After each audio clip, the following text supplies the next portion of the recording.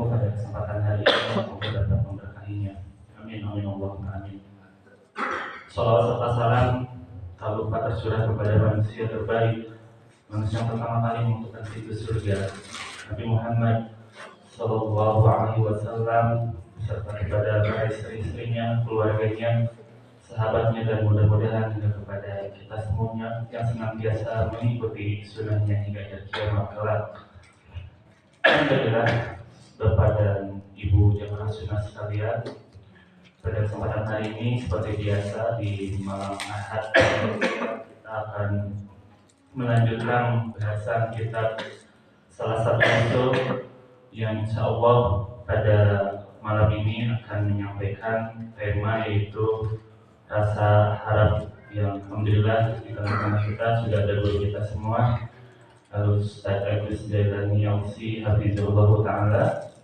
Dan selama mengikuti kajian ini dimohon untuk memperhatikan adab-adab bermajelis ilmu, sahabat ilmu yang disampaikan oleh Ustaz, berharap ikhlas menuntut ilmu hanya kepada Allah Subhanahu wa Ta'ala, dan mudah-mudahan ilmu yang disampaikannya dapat sampai kepada kita semua dan tentu kita dapat mengamalkannya. Terima kasih barakallahu fikum kepada Ustaz kalian sudah masuk.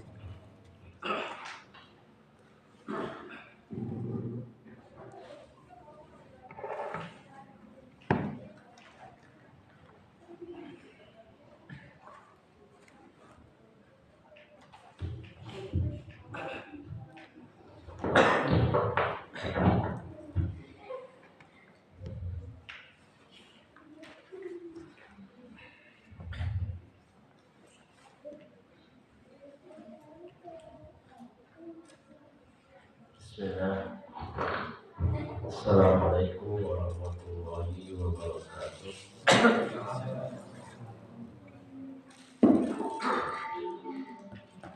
Innal hamdalillah nahmaduhu wa nasta'inuhu wa nastaghfiruh wa na'udzu billahi min syururi anfusina wa min sayyiati a'malina. Man yahdihillahu fala mudilla lahu wa man yudlil fala hadiya lahu. Asyhadu an la ilaha illallah wahdahu la syarika lahu wa asyhadu anna Muhammadan abduhu wa rasuluhu. Amma ba'd. Ya ayyuhalladzina amanu ittaqullaha haqqa tuqatih wa la tamutunna illa wa antum muslimun. Hadirin sekalian, Bapak, Ibu, Ibuan, dan akhwat yang semoga senantiasa dirahmati oleh Allah Subhanahu wa Ta'ala.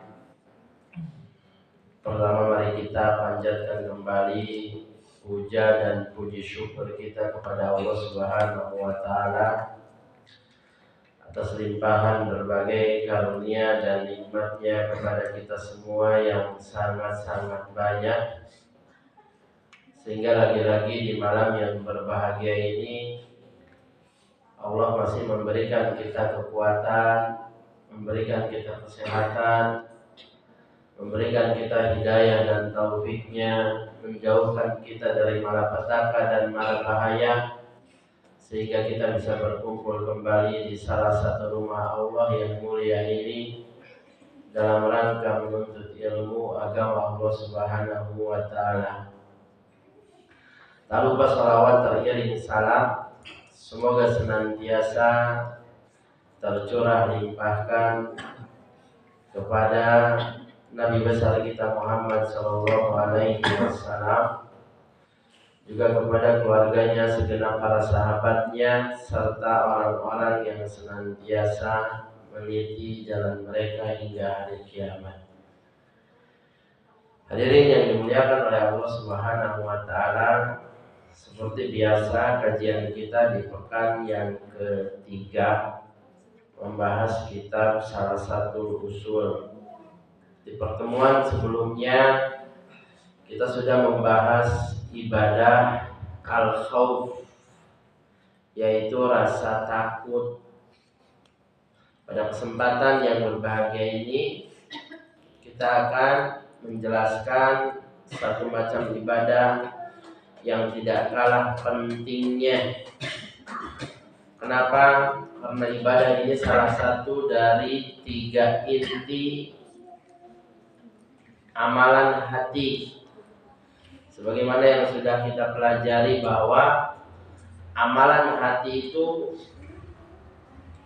ada yang menjadi inti. 3 amalan hati yang menjadi inti. Ketiganya merupakan motor penggerak hati seseorang untuk melakukan berbagai kebaikan. Yang pertama al-mahabbah, rasa cinta kepada Allah. Yang kedua kemarin sudah al-khauf, rasa takut kepada Allah. Yang ketiga ar-roja. Inilah yang akan kita bahas, yaitu rasa harap, ar-roja.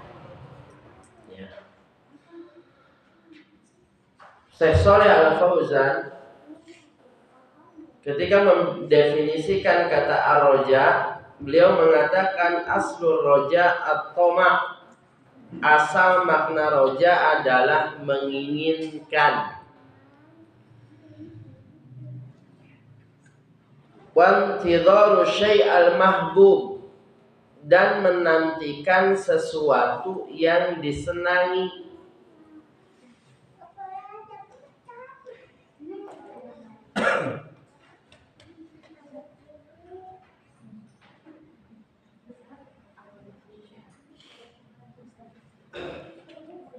Di dalam agama kita ada roja, ada tamanni.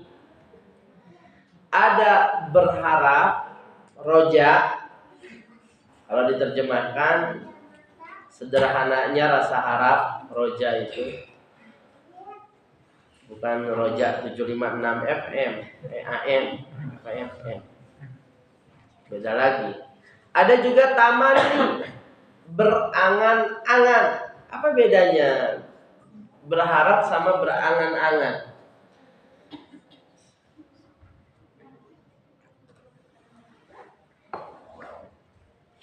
Siapa yang bisa jawab?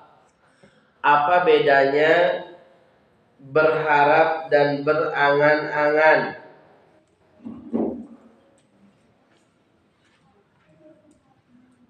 Kan sama-sama menginginkan, sama-sama menantikan sesuatu yang diinginkan.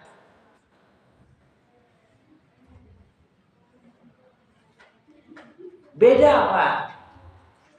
Bedanya apa? Pertama, roja adalah rasa harap yang disertai usaha.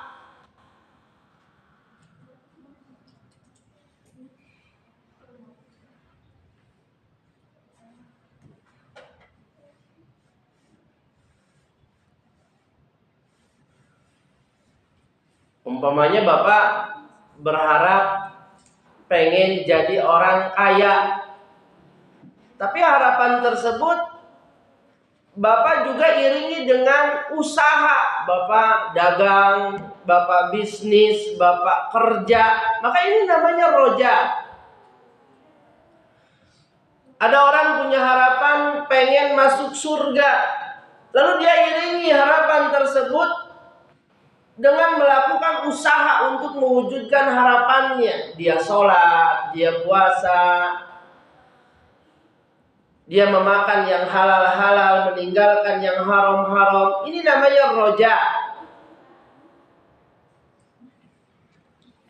Ini namanya roja. Yang kedua ada yang namanya tamanni alias angan-angan, yaitu rasa harap yang tidak dibarengi usaha untuk mewujudkannya. Kalau yang pertama tadi jelas terpuji, rasa harap yang disertai dengan usaha, dibarengi dengan usaha. Kalau yang kedua ini bisa terpuji, bisa tercela.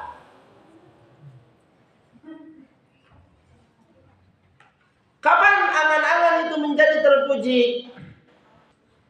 Yang pertama syaratnya kata para ulama, seperti disebutkan oleh Syekh Abdul Salam Al-Barjas dalam kitabnya Awaikut Tolab. Yang pertama, dia bertekad kuat untuk melakukannya kapan saja ia mampu. Misalnya ada orang berangan-angan, mun urang teh jiga si bulan beunghar tiap bulan umroh ke Mekah. Tapi dia bertekad kuat, Pak. Benar-benar bertekad kuat. Kapan saja dia punya kemampuan, dia benar-benar mau umroh.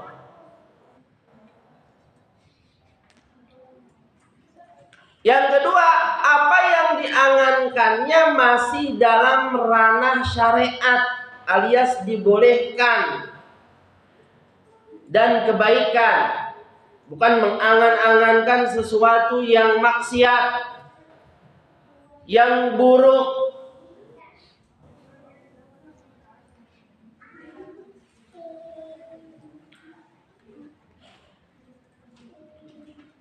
Yang ketiga syaratnya, dan hal itu bukan kebiasaannya. Artinya dia cuma kadang-kadang aja gitu melakukan hal tersebut itu ketika melihat temannya yang kaya raya, rajin sedekah, rajin ibadah, rajin umroh, rajin haji, sehingga muncul angan-angan pengen seperti si fulan. Benar-benar bertekad dalam hatinya, kapanpun Allah berikan saya kemampuan, pasti saya akan seperti si fulan. Akhirnya terpuji angan-angan yang seperti itu. Tapi itu tadi syaratnya ada 3. Perhatikan. Yang pertama, dia benar-benar bertekad kuat. Kapanpun dia mampu, dia pasti lakukan. Yang kedua, dia mengangan-angankan kebaikan. Yang ketiga, berangan-angan tersebut tidak menjadi kebiasaannya.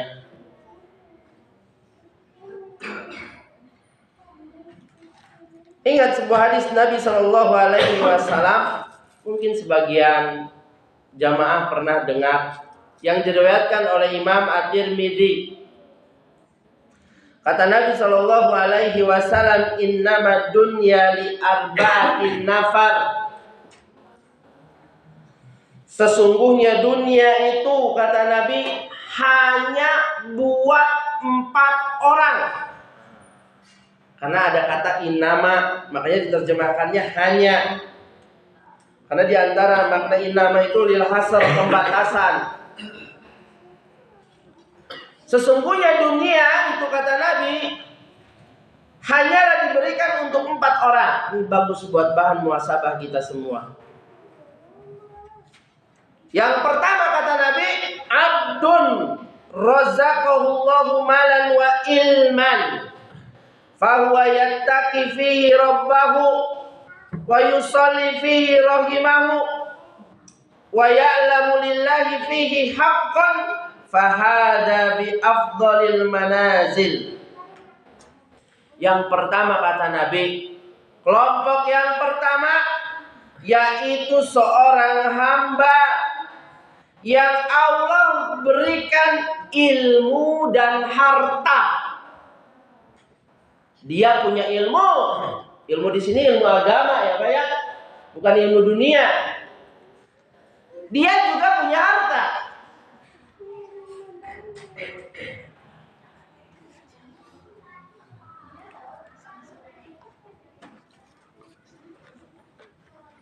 Kemudian dia bertakwa kepada Allah Subhanahu wa taala dalam hartanya. Dia sambung tali silaturahimnya. Dia tunaikan haknya. Si hartanya dipakai untuk menafkahi istrinya, menafkahi anaknya, menafkahi orang tuanya, sedekah untuk fakir miskin. Ini keutamaan ilmu agama. Pak, perhatikan, ketika orang itu punya harta dan ilmu, manfaat hartanya, tidak membinasakannya. Karena memang ilmu itu akan menjaga pemiliknya. Sebagaimana dikatakan oleh sahabat Ali bin Abi Thalib, al ilmu yahrusuka, ilmu itu akan menjagamu. Wal mal tahrusu, sedangkan harta kamu jadi penjaganya. Dibimbing kalau kita punya ilmu ke jalan-jalan kebaikan. Karena memang ilmu itu seperti itu karakternya. Sebagaimana disebutkan oleh salaf, hatafal ilmu al-amal. Ilmu itu memanggil-manggil pemiliknya untuk diamalkan. Itu karakter ilmu itu kayak gitu. Jika benar diamalkan, ilmu itu akan menetap kuat dalam benak pemiliknya. Wa illa irtahala, tapi jika ilmu itu tidak diamalkan, ilmu itu akan pergi, meninggalkannya. Ini diantara sebab lupa itu yang gak ngamalin ilmu.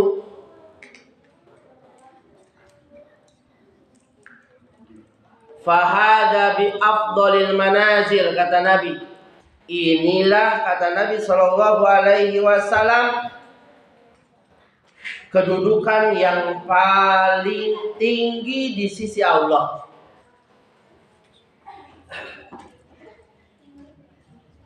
Yang kedua, kata Nabi, wa abdun razaqahullahu ilman wa lam yarzuqhu malan.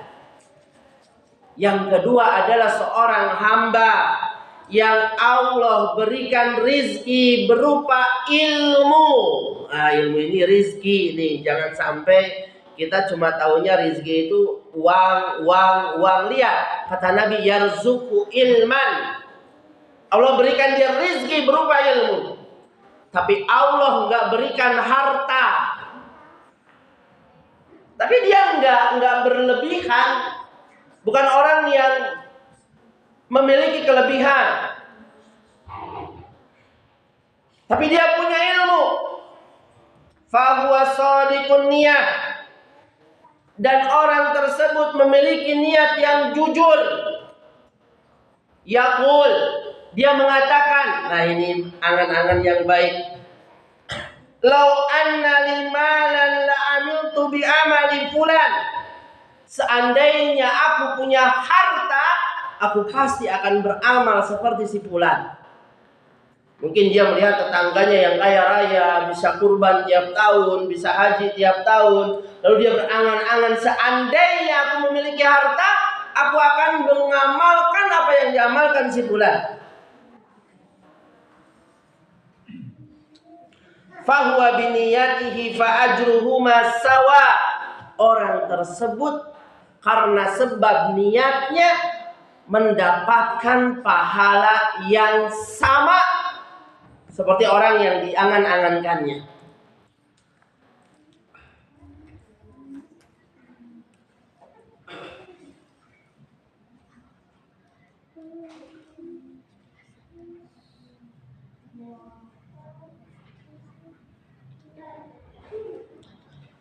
Lalu kata Nabi, wa abdun razaqallahu malan wa lam yarzuqhu ilman. Yang ketiga, seorang hamba yang Allah berikan rizki berupa harta, tapi tidak diberikan rizki berupa ilmu. Hartanya banyak, asetnya di mana-mana, tapi dia nggak punya ilmu. Fahuwa yahbitu fi malihi bi ghairi ilmin, sehingga dia, kata Nabi Shallallahu Alaihi Wasallam, menggunakan hartanya sewenang-wenang tanpa dasar ilmu. Makanya bahaya nggak punya ilmu itu, bahaya Pak. Orang yang malas belajar itu, Kalau orang punya harta tapi nggak punya ilmu, bahaya. Karena kita punya syahwat, belum lagi godaan syaitan, belum lagi jiwa yang selalu membisiki yang buruk. Kalau nggak ada ilmu, nggak ada yang menjaga dan membimbing kita.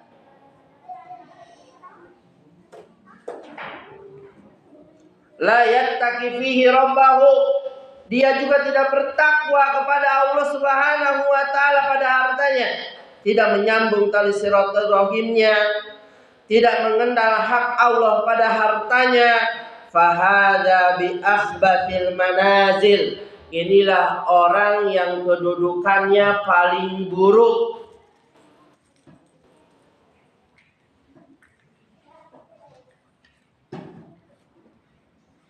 Kalau kita mah lihat orang kaya kayak gini teh pengennya.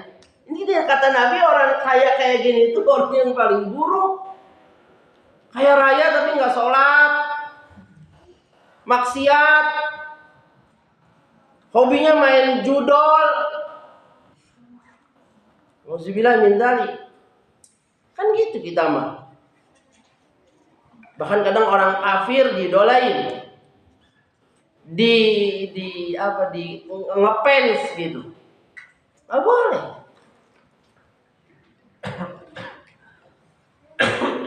Yang keempat kata Nabi, wa abdun lam yarzuqhullahu malan wala ilma, dan hamba yang tidak Allah berikan rizki berupa harta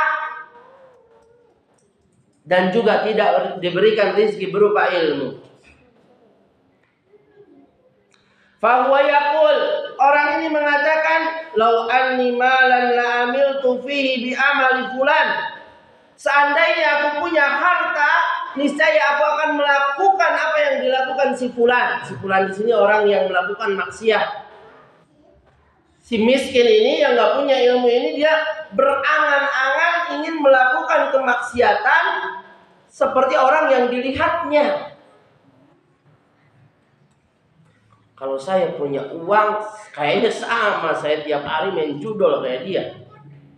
Kayaknya sama saya jadi pemakai narkoba.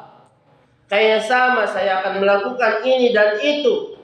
Lalu kata Nabi, fahuwa biniyatihi fawizruhuma sawa, maka orang tersebut dengan niatnya mendapatkan dosa yang sama.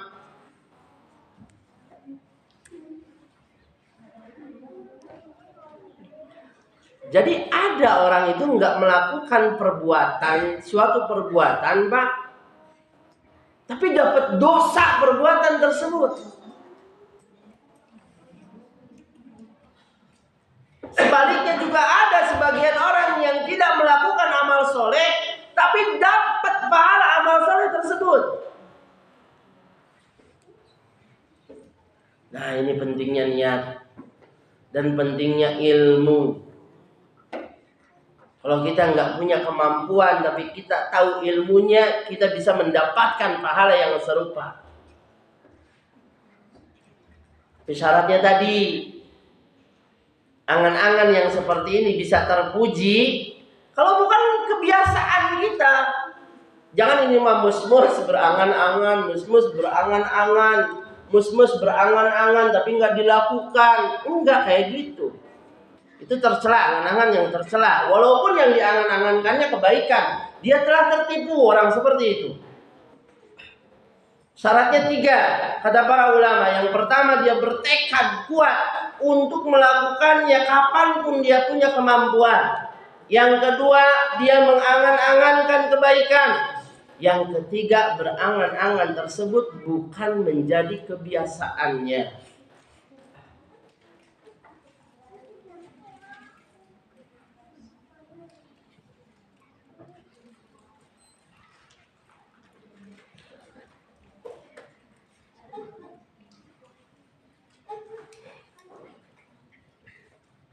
Baik, kita lanjutkan.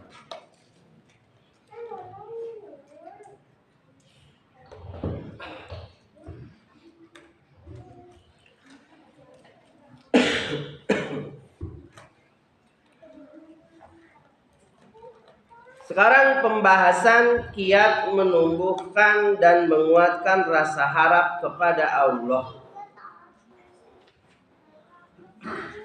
Apa sih Ustadz kiatnya untuk menumbuhkan dan menguatkan rasa harap kepada Allah Subhanahu wa Ta'ala?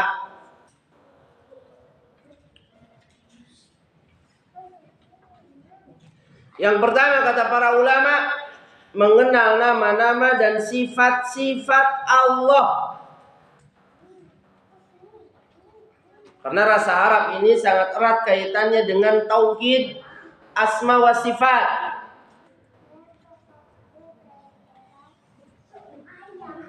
Karena jika seseorang benar-benar mengenal Allah Subhanahu wa Ta'ala, maka rasa harapnya akan kuat kepada Allah Subhanahu wa Ta'ala.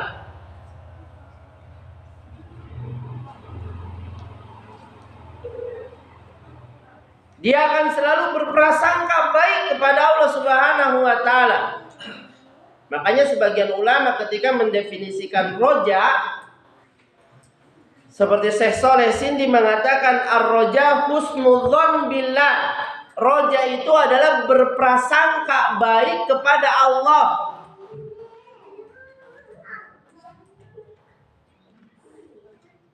Berprasangka baik itu membangun keyakinan sesuai dengan nama Allah Subhanahu wa Ta'ala.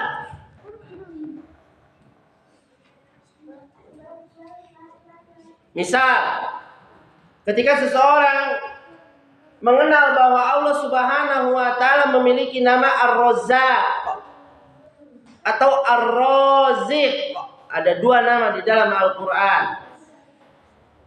maka ia akan membangun keyakinan bahwa Allah Subhanahu wa Ta'ala pasti akan memberikan rezeki kepadanya, sehingga dia nggak akan khawatir dengan masalah rezekinya.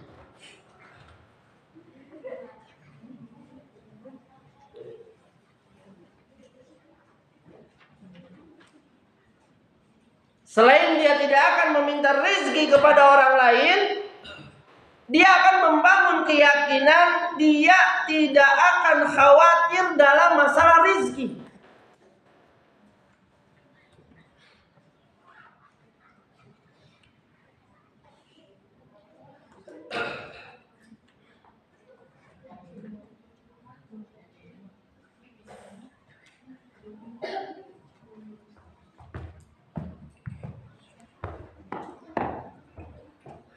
Contoh lain, ketika seseorang mengenal bahwa Allah Subhanahu wa Ta'ala memiliki nama Al-Ghafur, yang Maha Pengampun, maka dia akan senantiasa berprasangka baik kepada Allah bahwa Allah pasti akan mengampuninya manakala dia bertobat kepada Allah Subhanahu wa Ta'ala. Dia tidak akan berputus asa dari rahmat Allah Subhanahu wa Ta'ala.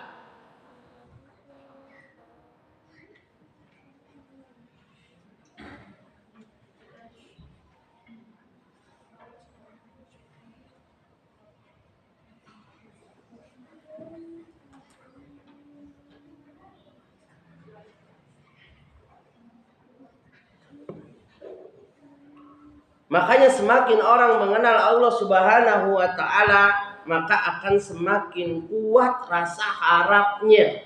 Dia nggak bakal berharap kepada temannya, kepada makhluk, apa-apa berharapnya kepada Allah Subhanahu wa Ta'ala. Dia akan menjadi orang yang paling bahagia.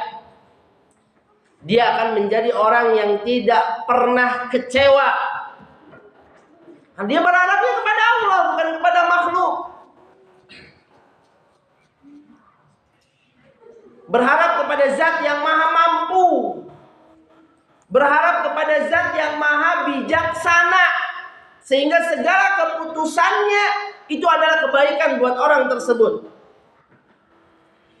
Sekalipun keputusannya itu tidak sesuai dengan harapannya, pasti dia akan berhusnudzon. Oh, ini yang baik buat saya. Kenapa saya tidak mendapatkan hal itu? Kenapa saya tidak masuk universitas itu? Kenapa saya tidak jadi pergi ke sana?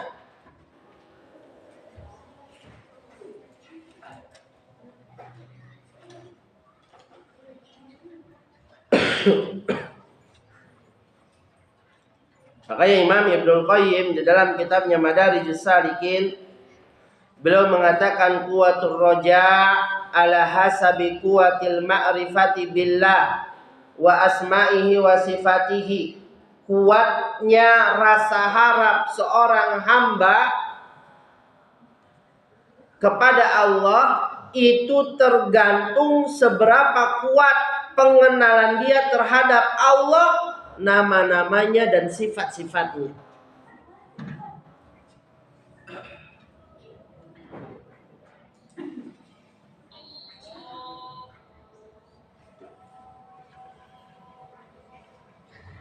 Adzan, Pak. Kita break dulu, adzan, sholat, setelah sholat kita lanjutkan lagi. Sallallahu wasallam ala nabiyina Muhammadin wa ala alihi wa sahbihi ajma'in.